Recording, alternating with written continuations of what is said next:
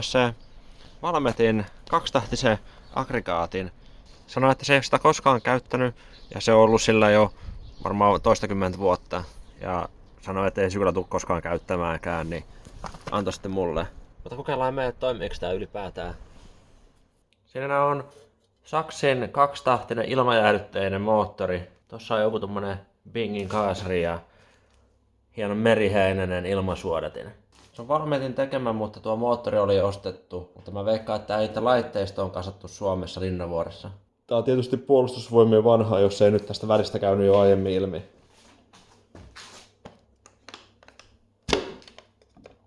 Hienoja mittareita. Tuossa näkyy taajuus, se on tämmönen analogimittari ja se on pyörinyt kokonaiset 200 tuntia elämänsä aikana. Jännitä ja virta ja sulakkeet.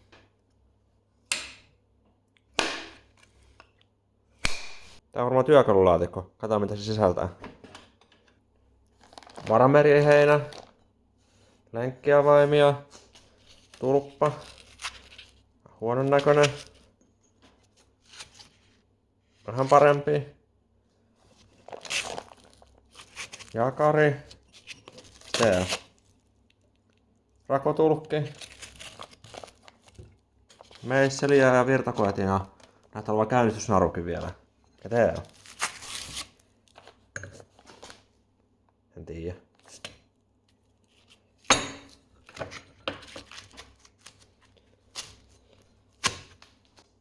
Tää on käyttöohjeet. Käyttöohjeet. Onko meillä takuujuttuja? Joskus 88 vuonna tehty jotain. Onko se valmistettu silloin? No, en tiedä.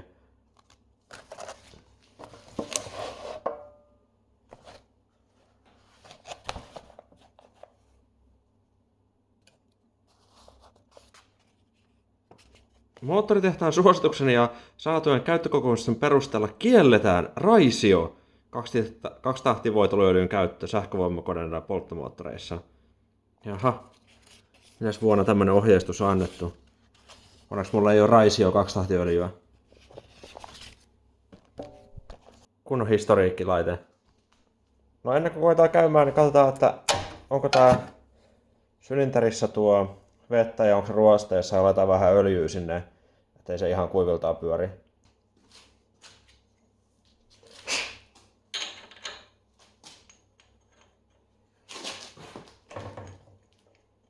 Vähän ruosteinen, mutta ei nyt hullun synkkä.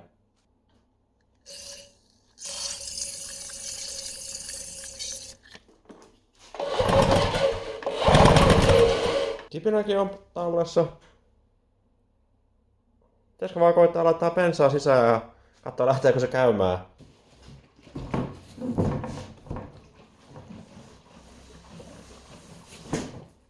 Tankissa on tossa jo tommonen vuoto. No se ei haittaa, jos ei laiteta kauhean paljon bensaa. Onkohan tää joku suodatin olevinaan vai? Ei mitään näy.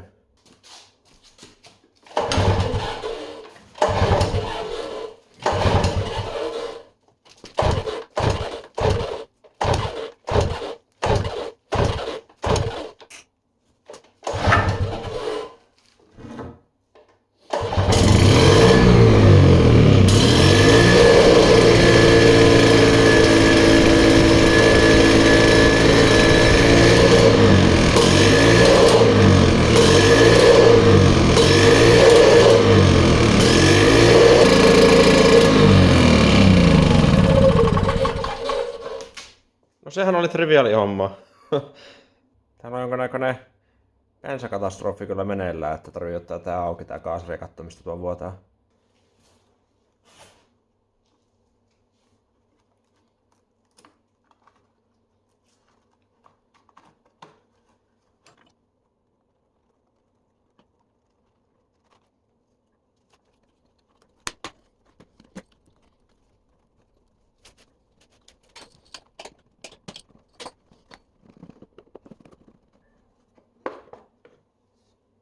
Aika yksinkertainen asutin tässä. Eli tankilta tulee bensaletku. Tänne pohjaan kohokammia. Tämä valkoinen tässä on ryyppyläppä, eli nyt kun tämä on tässä käynnistysasennossa, niin tässä on pieni aukko ja se ryypyttää sitä. Kun täältä kaasusta vääntää vähän se auki, niin tämä ryyppyläppä lähtee tästä pois tieltä. Tuolla immukanavassa näkyy pari suutinta, ja sitten tuolla pohjalla on kaasuläppää. Sitä ei oikein nyt näe tästä. Lisää kaasua, niin tämä mekanismi kääntää täällä takana olevaa vipua, joka sitten avaa tuota kaasuläppää enemmän. Oletus on, että tässä on jonkinlainen kuvernööri, onko täällä takana sitten, joka koittaa pitää sitten sen halutun kierrosluvun, että se sähkön taajuus pysyy vakiona. Mutta mun ei tarvitse sitten nyt välittää, otetaan tästä tää kohokammio vähän auki ja katsotaan, että minkä takia tuolla oleva neulaventtiili ei sitten sulje tätä bensan valumista.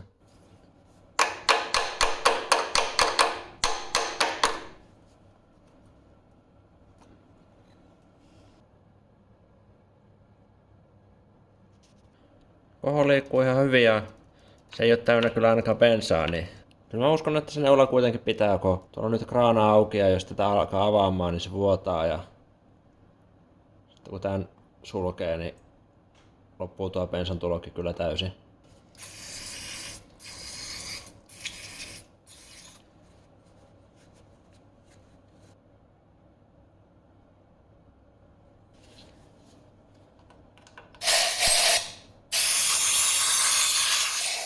Tää ryppyvipukin on kyllä aikamoinen luolamieskeksintö.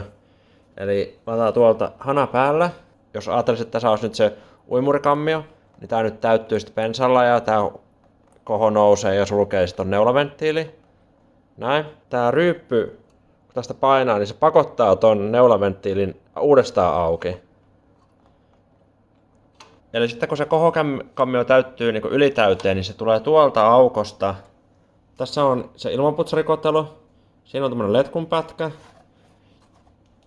Ja se letkun pätkä tulee vaan tähän kotelon ulkopuolelle, josta se valuu sitten tähän näin meriheinälle. Kai se sitten vähän paremmin lähtee käymään, jos se on vähän koostunut se ilmasuodatin bensasta. Aika luolamisjuttuja.